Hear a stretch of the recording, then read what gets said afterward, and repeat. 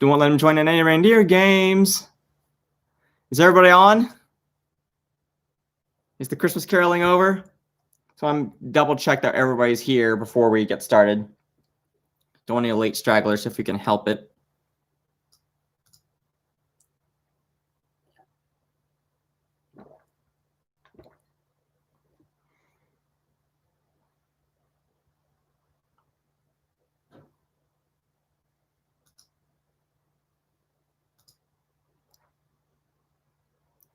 All right, so I think I'm going to go ahead and start here.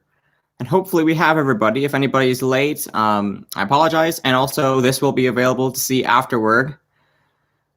So let's go. So welcome everybody. Merry Christmas. I'm Jackson E. Graham. For those of you who don't know me, I'm a young adult fantasy author. And so glad you guys are here. I mean, honestly, I had about like 8 to 9 events scheduled for this year, but due to the pandemic, they were all canceled. So I'm desperate for conversation. So we had a little bit earlier today with the Christmas carols, but if you have any questions or comments about my series or about what we're talking about tonight, or just hanging out, just go ahead and let me know and shoot me whatever you want in the comment section. I'm also having a Amazon e-gift card drawing. So for a $10 Amazon e-gift card, just go to the chat window and type drawing into the chat. Now that doesn't have to be caps, just, you know, the word drawing. Note the drawing will be closed for entries at 7 p.m. and the winner will be announced during the Q&A following the presentation. And for those of you who may want to know, the drawing will be done through randompicker.com. Oh, and the winner for the drawing will be contacted by email and sent the e-gift card via email. As you could probably tell from the beginning of this, we've been having a little bit of technical issues and internet issues. So if for some reason this attempt at a live stream goes off the rails, I will desperately try to come back on and help you guys find your way again. Or if all else fails, I'll just upload this as a recording, although that wouldn't be fun. So hopefully everything works out good. So 2020, I'm sure many of us have been distressed this year at all the turmoil that is surrounding us, technical troubles included, as we watch life crumble around us, at least the life we've been familiar with for so long. Personally, I've definitely struggled this season, not so much with isolation in the fact that as a writer, most of my time is spent in isolation, but I've struggled personally with the feeling of wanting to take action, but not knowing exactly what to do. I think other people have had this same struggle as well, just watching all the events of 2020 unfold. So as I've been writing book 5, I was able to wrestle through a lot of these different things and was able to actually integrate my own thoughts and struggles into the story and the characters. And now more than ever, I think we're definitely seeing history unfold before our very eyes. Wouldn't you agree? Because we're seeing things happening right now that are going to be talked about by our kids and by people for generations. So now more than ever, we're seeing history unfold before us, and we can see that history is a mirror that shows the weaknesses of humanity and where we can improve as people. And as a fiction writer, one of the best places that I found to learn and apply the lessons of history to my own life is through fiction. And one of those lessons that I've learned the most important lessons I've learned was how people rise to glory and fall in disgrace, and how to apply that lesson to my own lives and avoid those same mistakes. And I'm trying to communicate this through my book as well, how we can learn from the past, both as a nation and as individuals living out our ordinary lives. So I've already told this to quite a few people, and I think most of you already know this, but Sword and Scion, the series, is only going to be about 6 books long. So that means the next book in this series is going to be the conclusion of Sword and Scion. Let that sink in for a minute. Because personally, it's incredible to see how much the series has grown and developed since the original NaNoWriMo drafts. And for those of you who aren't familiar with NaNoWriMo, it basically stands for National Novel Writing Month. It's like basically people who participate try to write a 50,000 word novel in 30 days. And that's how I started writing. But and that was probably back in like 2013, 2014-ish. So back then my writing was just starting and I wasn't quite good, and it took me time to get better. And I've been able to see this series that started out as an idea in my head now become a full-fledged book series. It's hard for me to understand a little bit. And also seeing how the characters have grown and developed over the series as well. Like, for example, AOS started out as a young, arrogant, and angry person who really was a nobody in society, go from being that person to now being the baron of his territory and being mature, being a man, really, and shouldering the responsibilities of his people on himself. And it's been interesting to see how that has changed him, how that has molded him as a person, and what the struggles are in him when it comes to leading others and what that means for him. Especially in book 5, you get to see how, when the world is crumbling around him, how he responds and what sort of, what that does to him mentally and emotionally. And Gwendel's definitely grown too, because she started out as like the Forester elf sister who was just helping her brother out and journeying along with him to make sure he didn't get killed. And now she's the keeper of the sword imperishable. She's become basically a prophet. And during books 3 and 4, she has come to terms with her abilities, but in book 5, she's now faced with this strong desire to use her gifts, her powers, to help people and to be a light. So she's asking that question of, what can I do? What can I do? And just like we all are asking in 2020. And Hayren has had that same question. What can we do on his mind, especially?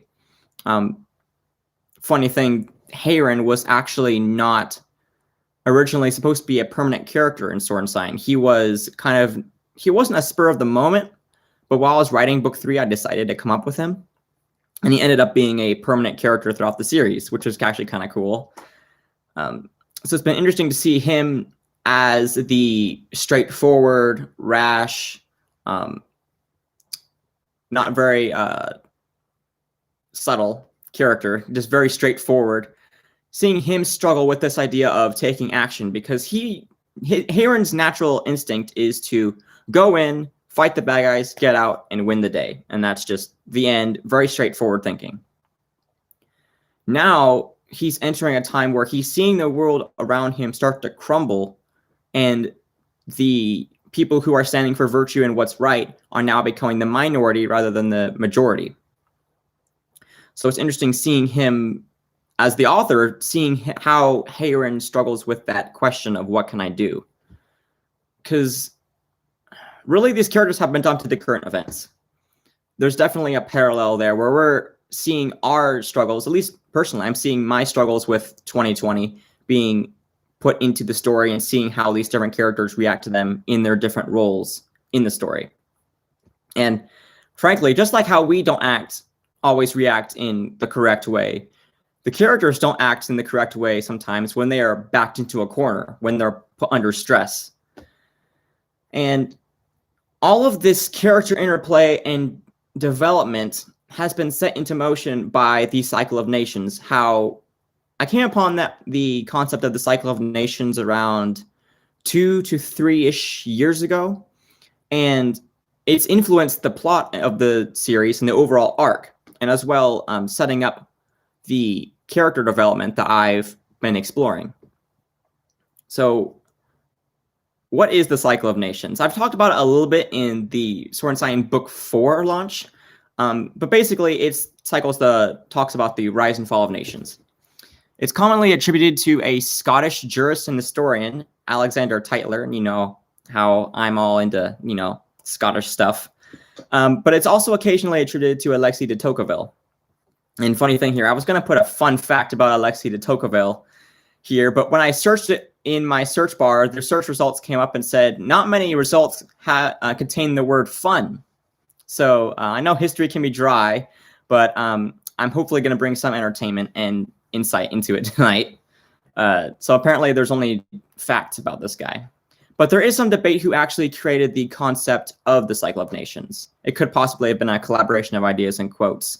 But regardless, it's still a valid idea despite the mystery involved, especially when you're looking at various historical periods, empires, and cultures like Rome and Greece. You can definitely see a cycle-like progression. I won't spend a ton of time in the Cycle of Nations because unless you're a history nerd, it can be a little bit too in-depth. But I'll give you the basic steps anyway. And if anybody has any questions, just feel free to put them in the chat and I'll discuss them afterwards. So the first step is from bondage to spiritual faith, from spiritual faith to great courage, from courage to liberty, from liberty to abundance, from abundance to selfishness, from selfishness to complacency, from complacency to apathy, from apathy to dependency, from dependency back again into bondage. So that's the general outline of the Cycle of Nations, and it's not always very neat, and it will cycle back. So it's pretty straightforward. I will make a note here. Complacency and apathy are not quite the same thing in this context. Complacency is more of a flippant dismissal of what's good and true, whereas apathy is outright dismissal. It's a lot more aggressive. So this Cycle of Nations was a very interesting idea to me when I first stumbled upon it, and I've used it to explore various plot ideas for Sword and Scion, and also while I'm constructing Alathel's future. I'll be reading out of my latest release, Sword and Scion Book 5, The Coming of Night. So I'm actually very satisfied with that title. That's probably my favorite one that I've come up with so far. Unfortunately, I will be having limited readings because this is a spoiler-heavy book. So if you haven't read books 4 or 3 or anything previous, it would be a big spoiler alert. So I'm going to read some stuff out of it. Let me take a drink here.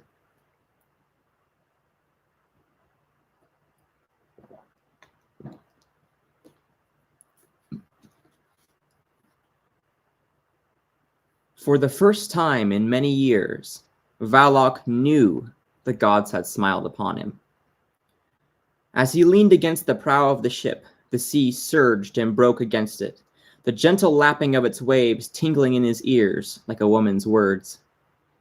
He held his breath to calm his pounding heart and fingered the edge of his axe, eyes fixed on the dark line of coast growing ever nearer. He smiled to himself.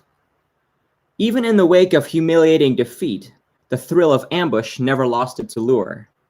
It intoxicated him, holding him breathless as he waited for the bow to touch the shore. Over the past few months, he had seen his share of failure, bearing the mockery of the other ship crews as they were driven back to the sea by their quarry. The wounds still stung. Yet this time, it would be different. Valok could see it in the stars, and the heavens never lied. He glanced back to where Captain Savak leaned against the tiller, gently guiding the wind howler toward the shore. Men huddled together within the tight confines of the vessel in patient expectation. The ship slowed, and Valok felt the encouraging hand of an elder warrior upon his shoulder. He tensed as the wind howler's bow bit into the shoreline and came to rest. In an instant, the silent crew came to life, vaulting over the sides into the shallow water. Valok fingered the snowflake pendant around his neck for good luck. A sacrifice had been made, and the Mesteric were pleased. Muttering a prayer to Ulthrok, he swung himself over the bow and joined his heathen brothers as they dashed into the night. As the silent raiding party ran through the sparse forests, Valok glimpsed the flicker of lantern light. Peering through the trees, he could make out the town of Swear nestled at the edge of a clearing.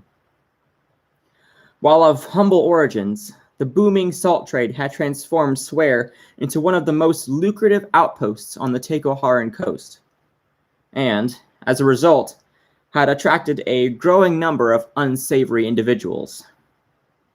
Before long, raucous taverns and houses of ill repute had become the central source of entertainment for the blooming community. Valak gripped his axe and quickened his pace. Indulgent people were weak people. Wealthy people, but cowards nonetheless.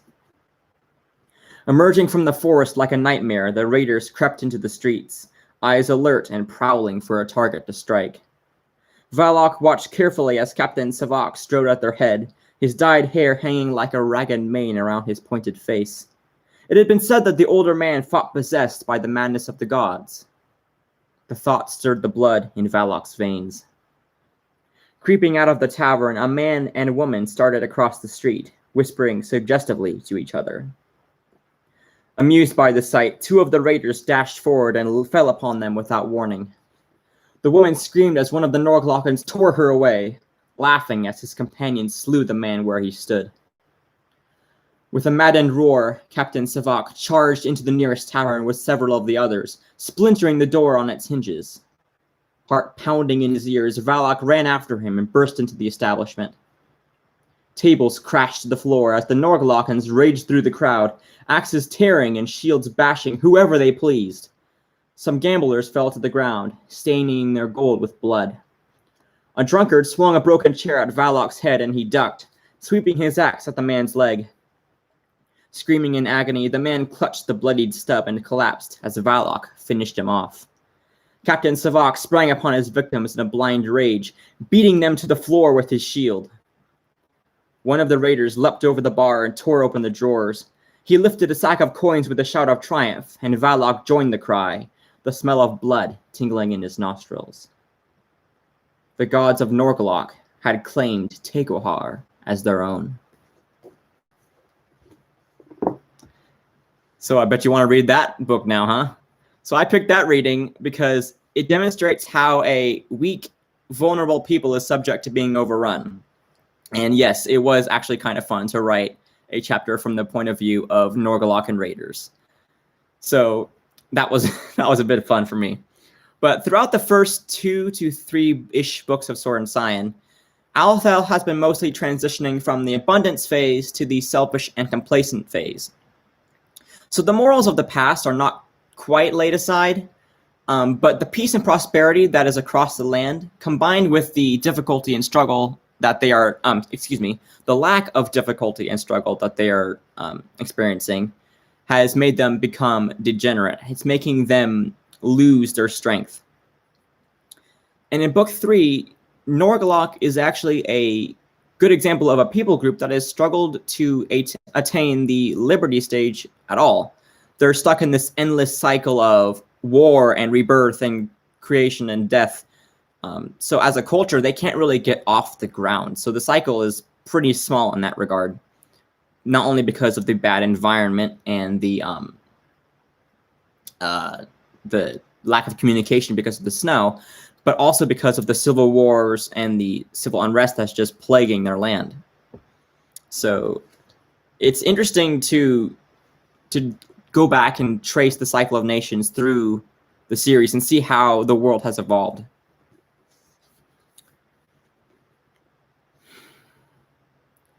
Hayron darted to the side as the drunkard swung a clumsy fist at him, tripping over his own 2 feet and pitching over onto his face in the mud.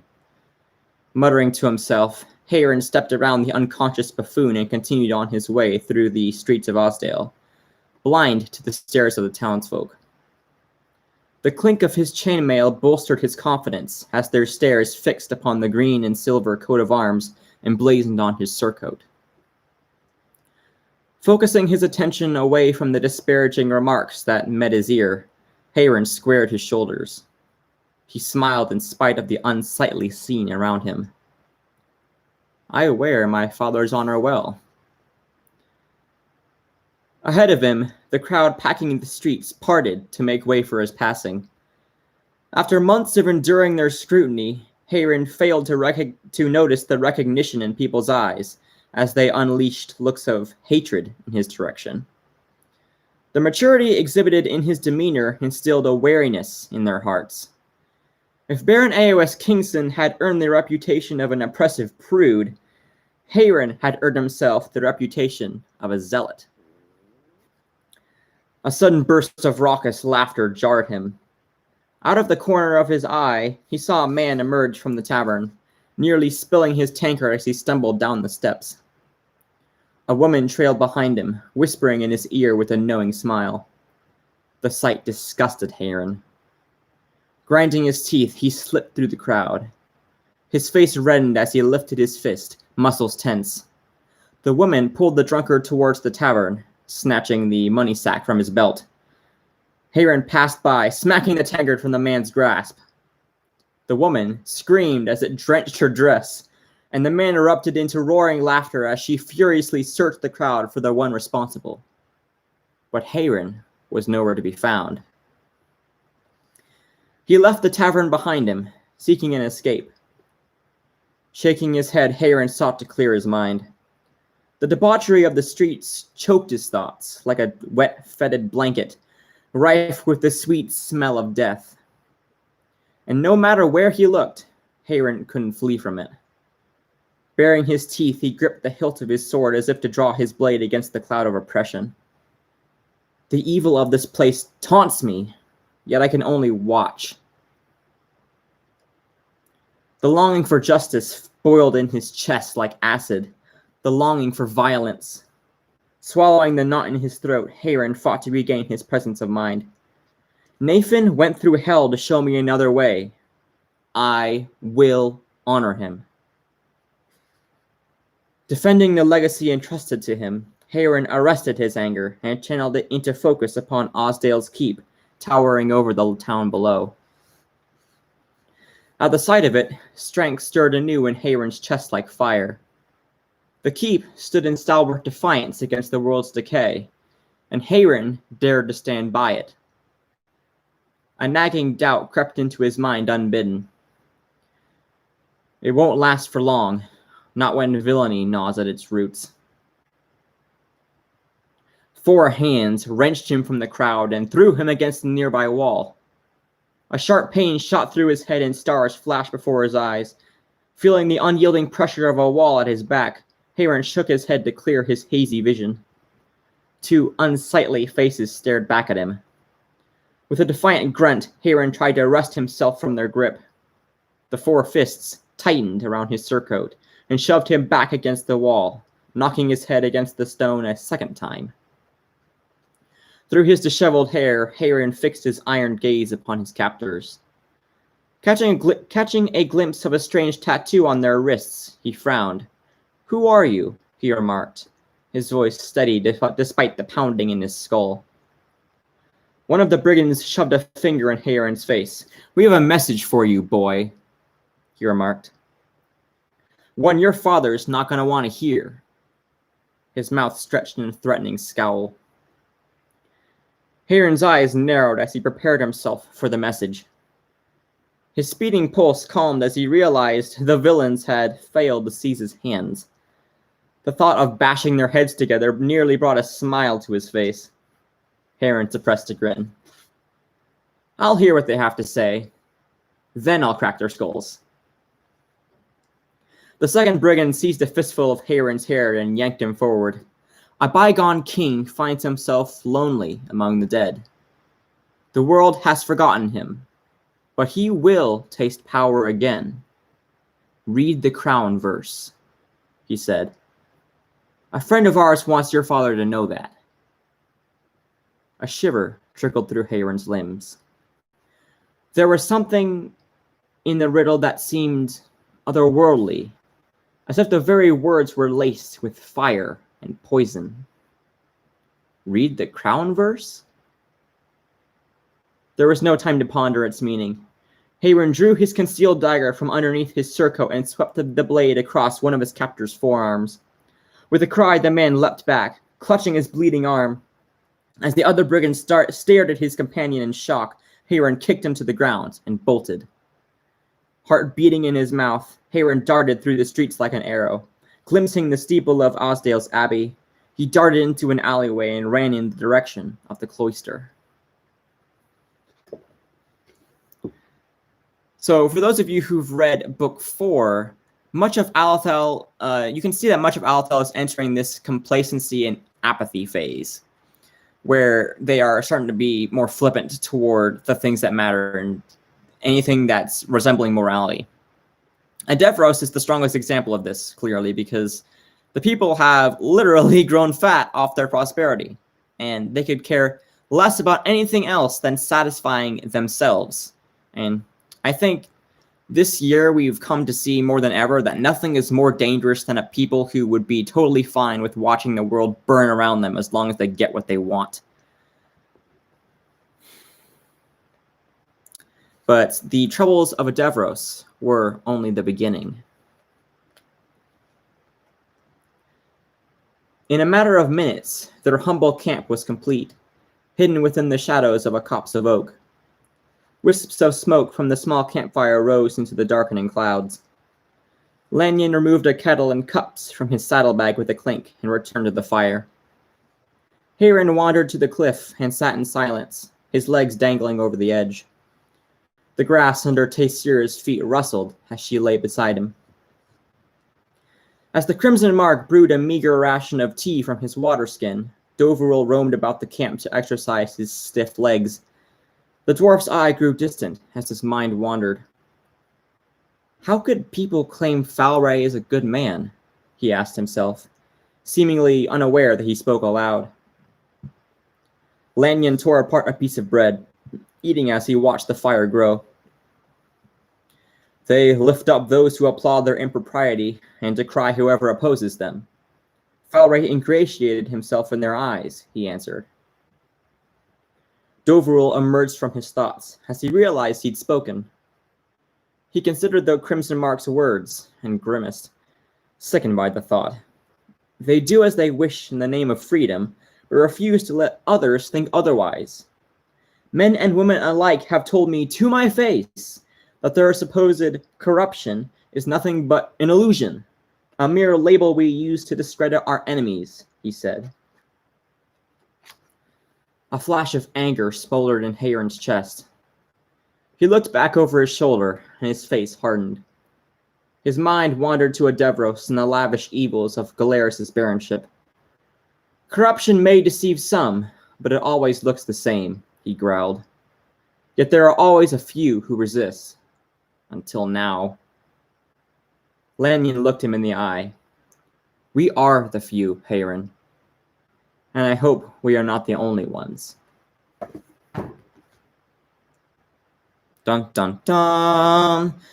I guess you'll have to find out what happens in the book. Go out and buy yourself a copy to see what happens.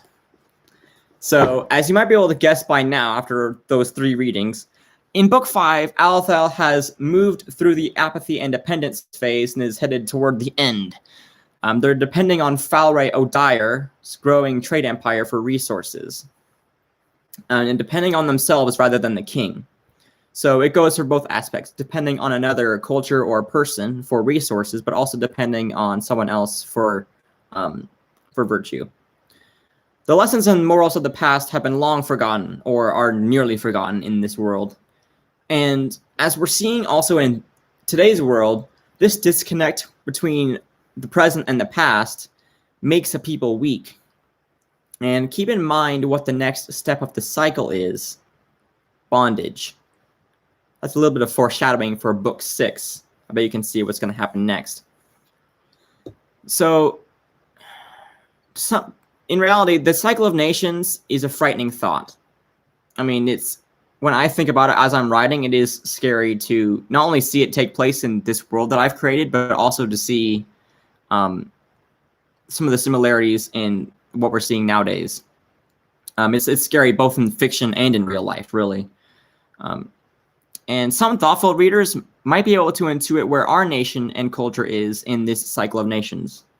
Of course, there's always the phrase, history repeats itself, to think about. But the whole point of this cycle of nations brings us to the question of what can we do to hold it off? What can we do? What is possible to do in this time? Is there any hope? And in 2020, especially, this Christmas season should definitely be a special source of hope after all the craziness we've been through. And tonight, despite all the technical troubles and whatever problems we might have, I want to leave you encouraged, really, that hope is not canceled. It was a bit disheartening to be in my character's shoes as I wrestled through this story and wrestled through my own thoughts and struggles. But again, like I said, through writing this book, I was able to work through my own discouragement and come to a better understanding of what action means in this crazy season of 2020. And it's really my hope that whoever reads book 5 will be inspired to hope again. We'll see that common struggle that they're experiencing in the characters and have the sense of kinship with the characters, with Hayren, with Gwendol, and with AOS, and with all my supporting characters. But in this time, there's definitely some things we can cling to help foster that hope in our lives. Of course, you got a moral compass, things that would have been embraced years ago but are now being discarded. We can be grateful for what we have rather than letting complacency and selfishness take root. Striving to avoid complacency, speaking up for truth in love, and most importantly, being rooted in faith, clinging to something greater, and I would say clinging to someone greater, clinging to God.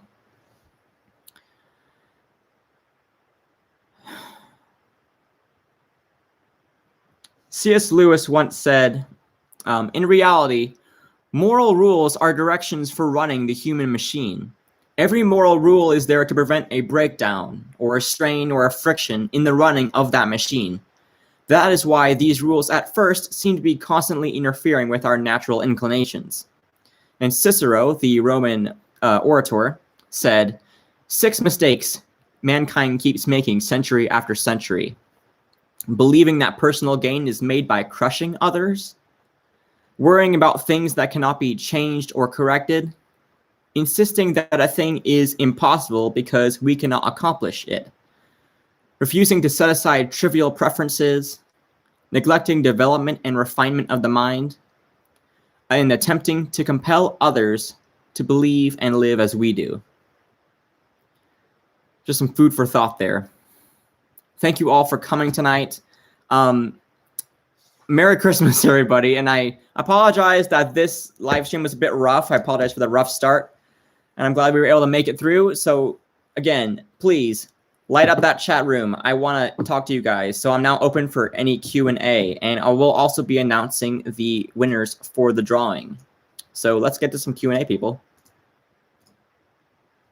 Okay, first question. Did the series go the main way you planned, or did it take on its own life? Okay, this is an interesting question. So when I started writing Sword and Scion, back when I was doing NaNoWriMo, I only wrote the first 3 books. I'd only come up with the first 3 books as a whole. Like, I knew where that part was going, but after book 3, it was like a total free-for-all. I had no idea where it was going to go after that. And it was only after publishing book 3 that I got around to that. So it definitely did take its own life in a certain aspect. Although, you know, as an outliner, I like to plan out my stories and keep everything in mind as much as I can so that everything's continuous and same throughout the series. But yeah, I would definitely say that this series has definitely taken on its own life, both in the grand scheme, but also in the small things like the character interactions, how the characters grow, some different scenes and fun stuff like that.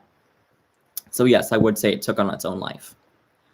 Do you have any plans for after the Sword and Scion series? Of course I do.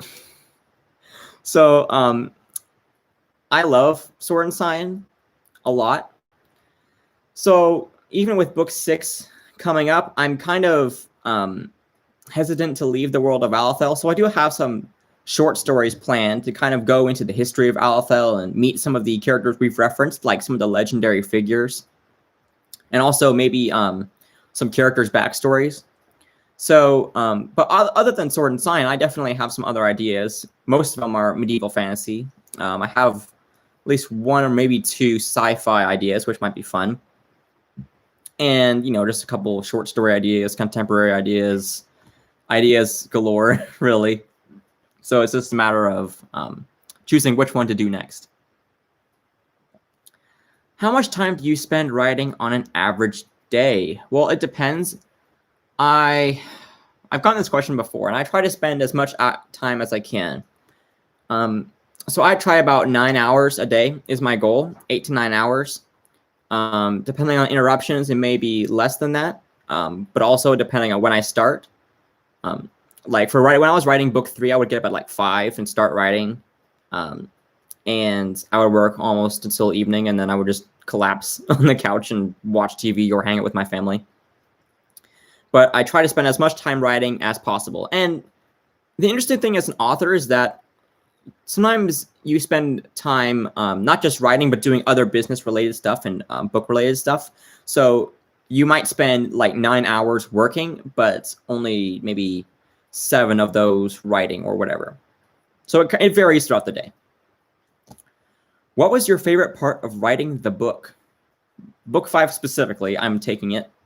So book 5 specifically, I really enjoyed seeing the beginning of the end start to take place, where the series is drawing to a close and this final battle, this final climax is coming to like set all that up and put in some fun little things here. There are some new weapons that I've integrated into the story that you might find interesting. And really, it's been interesting just seeing the characters develop was probably one of the most fun things. And then just, different plot elements and scenes. And of course, Griffins are always fun to write.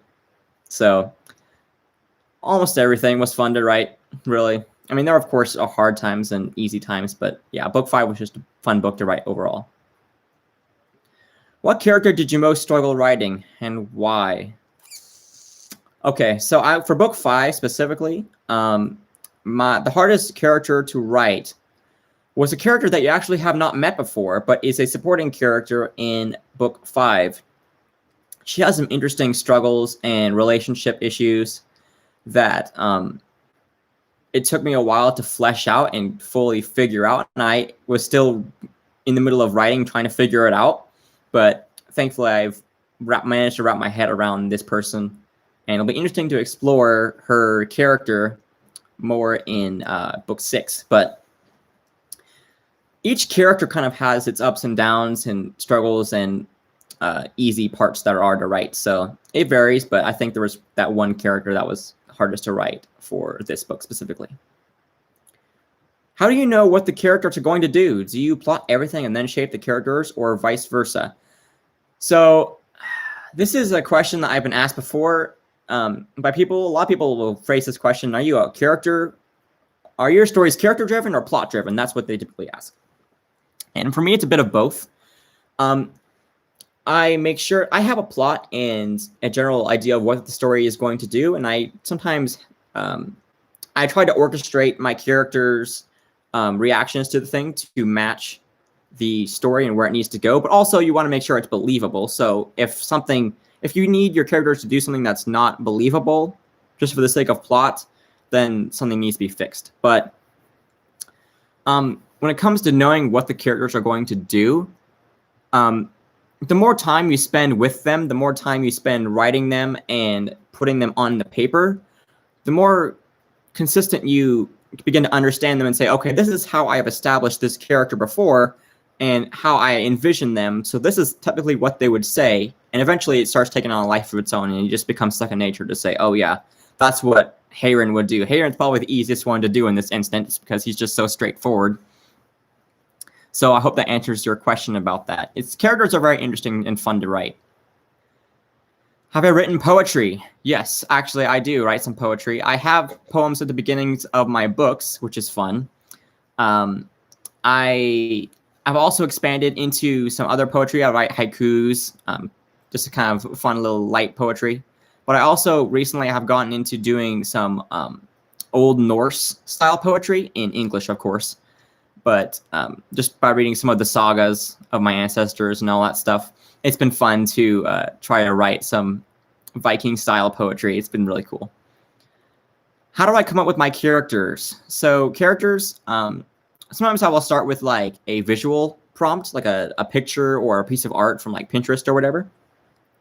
But also just an idea of what characters have I not tried yet. For example, Hayron was a new character when I came up with him, especially in book 4, because most of my characters are more are not as straightforward as Hayron is. Hayron's very much blunt, to the point, get it done, do it. This is it. Very laconic, which is not how I am. So creating a character like that was a fun experience. So it really is a mishmash of various elements that helps me create my characters. But yeah, I mean, music comes into play, prompts come into play, ideas come into play, and just the idea of what have I not tried. That's definitely something that the idea of what can I do next that I haven't done before is definitely a motivator. How do you come up with the names for characters, places, etc.? Name generators for some. Yep, I use name generators, no shame. But I also go to Google's Translate, and sometimes I will have like a general meaning behind a character. Like, for example, in book 1, the word Scion, the character Scion, if I remember correctly, the word was murderer, and I translated it from, I think it was Greek. I could be wrong, but I think it was Greek. And I basically changed the word a little bit, and I came up with Scion. So that was how I created some of my character names. But name generators and Google Translate, and then also my imagination. How long have I had a beard? Ha! Well, I haven't grown out for the past maybe month-ish. It's still a little shabby, but I'm hoping to get there eventually. So it looks like that's all for Q&A. Again, thank you all for attending. I'm so glad that you guys were able to be here despite all the technical troubles and all that fun stuff. Please subscribe to my YouTube channel and also on my website to stay up to date on my writing and on my podcasts. I do have a podcast about writing and young writers and how to write your novel and all that sort of fun stuff. Season 1 is up on Spotify and Apple Podcasts, and you can also listen to it on my website.